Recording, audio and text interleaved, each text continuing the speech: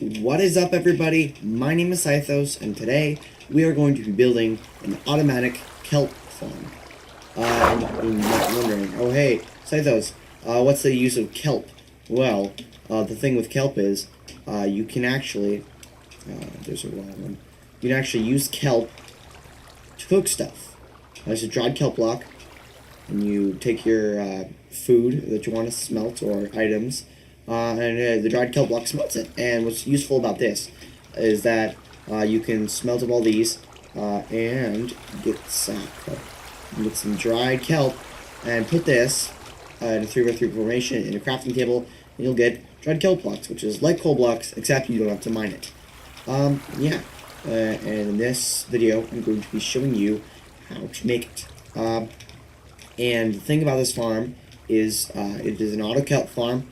It doesn't smelt, and I don't doubt that you can find some super smelters online. And it is infinitely configurable, which basically means that you can put that you make it go up as much as you want, or to the left or right as much as you want, or down. That's very useful. It's configurable. And the thing how this farm works is that when a kelp grows in front of an observer, it updates the redstone back here and puts a redstone signal through this block powering the piston. And you can just AFK here, and all the kelp will flowing in, and then you just got a bunch of kelp you can smelt up. And as I've been here for a while, the funny thing is I didn't put the stacks in there. And look at that. It's already cooking, and it's only used up one so far. So what you'll need for this is 2 chests, as you can see there, and then 10 hoppers, 36 observers, 36 pistons, 36 redstone dust, and a bunch of blocks of your choice. You don't have to use different types of blocks. I'm using it because I want it to look pretty and symmetrical. Okay, the first thing you're going to want to do is build an 11 by 11 square. 11 by 11 square. And it's pretty straightforward to do this. I can't multitask. Anyway, I'll be back. And another way you can do this is just dig a 9 by 9 hole in the ground. And then I'll tell you what to do from there. And then you just put your hopper line. But yeah, I will be back. Okay, I'm back, and once you've done this, keep in mind that it has to be 2 blocks tall. I forgot to mention that. And the first thing you're going to do while you're down here is break that block. Oh, you're going to have to put your chests in first. Break that block, and then shift right click into all of those chests. So basically, the hopper is flowing into this hopper, and this one flowing into that one, so on and so forth. The final one is flowing into this chest, which is what you see over here. Ooh, 11 more. And the next thing you're going to want to do is just build all like this. Fill in the bottom of this square. You don't necessarily have to do this. You could just build a 9 by 9 hole, as I said earlier, and just dig a strip and put your hoppers down in them. It's pretty straightforward. Okay, now that you've done that, oh, I'm gonna throw away these hoppers. Now that you've done that, you're gonna want to take your pistons. This is where your pistons come in. You're gonna place each piston facing this way. And another thing about this design is don't put the pistons right here, because they wouldn't be doing anything. You'd just be wasting pistons, and you don't want to waste resources.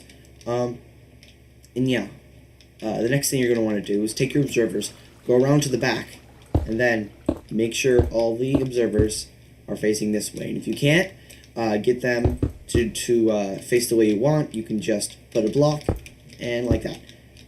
But it's pretty straightforward, like that. Okay, now that you've done that, the next thing you're going to want to do is take blocks and put them all the way, like, adjacent to the pistons. Yeah, okay, that just fired. So the blocks would be adjacent to the pistons, and then the redstone dust would go on top. And if you do a quick test, works perfectly well. I just got a message on my Discord. And the next thing you're going to want to do is just place a bunch of blocks like that. I just want to make sure it's symmetrical so it looks better. And the next thing you want to do is just do the same thing about 4 times. And I'll be back with you once I've finished that. Okay, now that you've done this 4 times, you should get it at a slope like that. Oh crud, I forgot to put blocks like this, but it's easy to solve. The thing you're going to want to do is you're going to want to put blocks, I'm just checking to make sure it looks good, put blocks all along like this. And to protect your redstone, you're going to want to put blocks all down like so. Just put them all on the sides of the blocks. That way, if the water spills off in the wrong direction, protects your redstone, and bonus, it also looks very nice. Just letting you know, you don't have to use prismarine for this. I just really do like the look of it, especially with this kind of build. And the next thing you're going to want to do is take in some more blocks. I forgot to do this. Oh, and don't need those anymore. The next thing you're going to want to do is just place 2 out like that. I'd suggest using glass because it looks really good when you're building with it, especially if it's out in the open or in a place where you can walk around it underground. I really think it looks good. Ooh, I don't like how that looks. I just gotta fix it. The next thing you're gonna want to do, what's it called? You would just build 2 out like before. No, you wouldn't.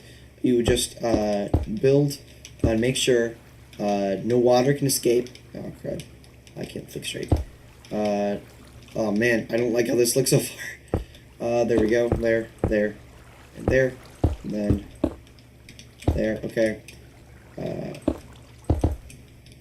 And just a reminder, I'm doing this because I want it to look good. Yeah. Okay. So you're going to want to not necessarily replicate what I'm doing, but you see when the kelp comes flying out this way, they often get caught on these blocks right here.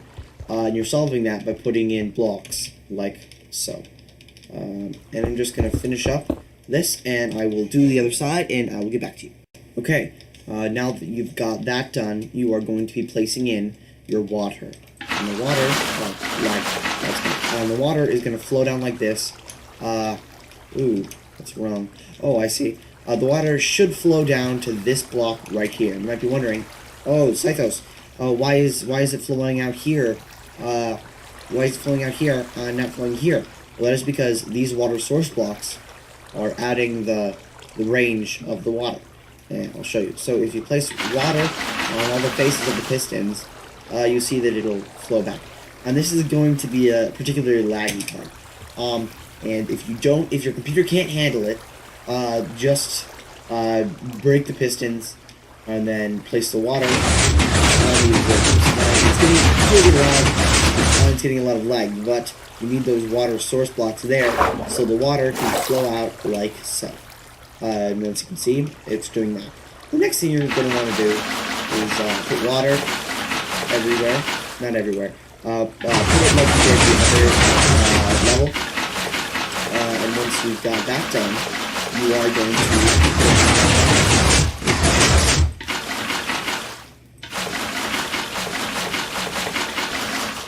And then... Okay, all the water should flow out like this. On just an experiment, put a block. You should see it flies out like that, goes into the hoppers, and then you will get your block, or kelp. The next thing you're going to want to do is take your kelp, and put it right there. The useful thing about kelp is that it can grow on any block, which is quite convenient, considering that you don't have to put an extra block there. Like that. And then just put it on top of all the observers, okay? Top of all the observers. And once you've got that done, you are pretty much set. Now, if we set the random tick speed to 500, you can see it flows out at a very, very fast rate. Let's just put it back to 3. And when you open your chest, you will get loads of kelp. And this was a design that I took from Kelp fan. You should totally watch him. He's an awesome dude. But I modified it in a way because in my opinion, this was kind of overcomplicated. And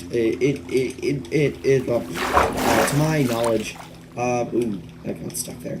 To my knowledge, it is, but to Kelp fan, who designed it, it must not be. But he used slabs to extend the water flow all the way out there. But doing this is perfectly fine and efficient. Yeah, and it's mostly lossless. Like I'd say 99% lossless. And you can just put a bunch of blocks on the side to make it 100% lossless. Anyways, this is Sythosz, and I hope you come back for another video.